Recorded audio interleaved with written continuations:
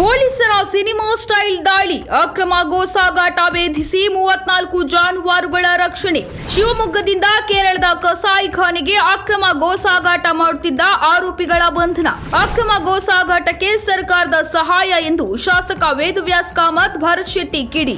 ಮಂಗಳೂರಿನ ರಾಷ್ಟ್ರೀಯ ಹೆದ್ದಾರಿ 66ರಲ್ಲಿ ಸಿನಿಮೀಯ ರೀತಿಯಲ್ಲಿ ದಾಳಿ ನಡೆಸಿದ ಕದ್ರಿ ಠಾಣೆ ಪೊಲೀಸರು ಕೇರಳದ ಕಸಾಯಿಖಾನೆಗೆ ಅಕ್ರಮವಾಗಿ ಸಾಗಿಸಲಾಗುತ್ತಿದ್ದ 34 ಜಾನುವಾರುಗಳನ್ನು ರಕ್ಷಿಸುವಲ್ಲಿ ಯಶಸ್ವಿಯಾಗಿದ್ದು, ಹಿಂಸಾತ್ಮಕವಾಗಿ ಜಾನುವಾರುಗಳನ್ನು ಸಾಗಿಸುತ್ತಿದ್ದ 3 ಆರೋಪಿಗಳನ್ನು ಬಂಧಿಸಿದ್ದಾರೆ. ಅಕ್ರಮ ಜಾನುವಾರು ಸಾಗಾಟದ ಬಗ್ಗೆ ಖಚಿತ ಮಾಹಿತಿ ಮೇರೆಗೆ ರಾಷ್ಟ್ರೀಯ ಹೆದ್ದಾರಿ 66ರಲ್ಲಿ ಕಾರ್ಯಾಚರಣೆ ನಡೆಸಿದ ಖಾಕಿ ತಂಡ ಅಕ್ರಮ ಗೋಸಾಗಾಟ ಜಾಲವನ್ನು ಭೇದಿಸಿದ್ದು, ವಿಚಾರಣೆ ವೇಳೆ ಆರೋಪಿಗಳು ಶಿವಮೊಗ್ಗ ಜಿಲ್ಲೆಯ ಶಿಕಾರಿಪುರ ತಾಲೂಕಿನ ಶಿರಾಳಕೊಪ್ಪದಿಂದ ಜಾನುವಾರುಗಳ ಕಾಲುಗಳನ್ನು ಹಗ್ಗದಿಂದ ಕಟ್ಟಿ ಹಿಂಸಾತ್ಮಕ ರೀತಿಯಲ್ಲಿ ಸಾಗಾಟ ಮಾಡುತ್ತಿರುವ ವಿಷಯ ಬಹಿರಂಗಗೊಂಡಿದೆ.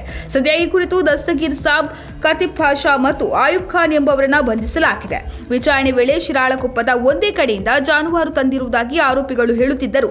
ಬೇರೆ ಬೇರೆ ಕಡೆ ರೈತರಿಂದ ಜಾನುವಾರು ಖರೀದಿಸಿ ಸಾಗಾಟ ಮಾಡುತ್ತಿದ್ದ ಬಗ್ಗೆ ಅನುಮಾನ ವ್ಯಕ್ತವಾಗಿದೆ. ಬಂಧಿತ 3 ಸಹ ಮೈಸೂರು ಜಿಲ್ಲೆಯ ಪಿರಿಯಾಪಟ್ಟಣ ಮೂಲದವರು ಎಂದು ಪೊಲೀಸರು ಮಾಹಿತಿ ನೀಡಿದ್ದಾರೆ. ಇನ್ನು ಘಟನೆ ಕುರಿತು ಪ್ರತಿಕ್ರಿಯಿಸಿರುವ ಮಂಗಳೂರು ದಕ್ಷಿಣ ಶಾಸಕ ವೇದವ್ಯಾಸ್ ಕಾಮತ್ ಅವರು, ಕರಾವಳಿ ಭಾಗದಲ್ಲಿ ನಿರಂತರವಾಗಿ ಅಕ್ರಮ ಗೋಸಾಗಾಟ ಆಗ್ತಿದೆ. ಬಿಜೆಪಿ ಸರ್ಕಾರ ಇದ್ದಾಗ ಅಕ್ರಮ ಗೋಸಾಗಾಟ ತಡೆಗೆ ಕಾಯ್ದೆಯನ್ನು ಜಾರಿಗೊಳಿಸಲಾಗಿತ್ತು.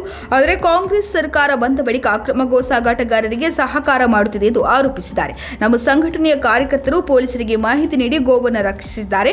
ದಿನನಿತ್ಯ ಪೊಲೀಸ್ ಇಲಾಖೆ ಈ ರೀತಿ ಅಕ್ರಮ ಗೋಸಾಗಾಟ ತಡೆಯುವ ಧೈರ್ಯ ಮಾಡಬೇಕು. ಡ್ರಗ್ಸ್ ಮುಕ್ತ ಮಂಗಳೂರು ಮಾಡಿದ ಹಾಗೆ ಅಕ್ರಮ ಗೋಸಾಗಾಟ ತಡೆಗೆ ಕ್ರಮ ಕೈಗೊಳ್ಳಬೇಕು. ತಲವಾರು ಹಿಡಿದುಕೊಂಡು ಮನೆ ಮನೆಗೆ ಬಂದು ಗೋಕಳ್ಳತನ ಮಾಡುತ್ತಿದ್ದಾರೆ.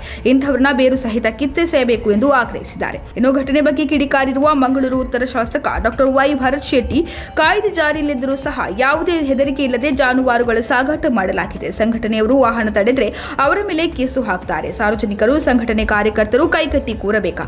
ಸರ್ಕಾರ ಇದಕ್ಕೆ ಕಡಿವಾಣ ಹಾಕಲೇಬೇಕು. ರಾಜ್ಯದಲ್ಲಿ ಕಾನೂನು ಸುವ್ಯವಸ್ಥೆ ಸಂಪೂರ್ಣ ನೆಲಕಚ್ಚಿ ಹೋಗಿದೆ ಎಂದು ಆಕ್ರೋಶ ವ್ಯಕ್ತಪಡಿಸಿದ್ದಾರೆ.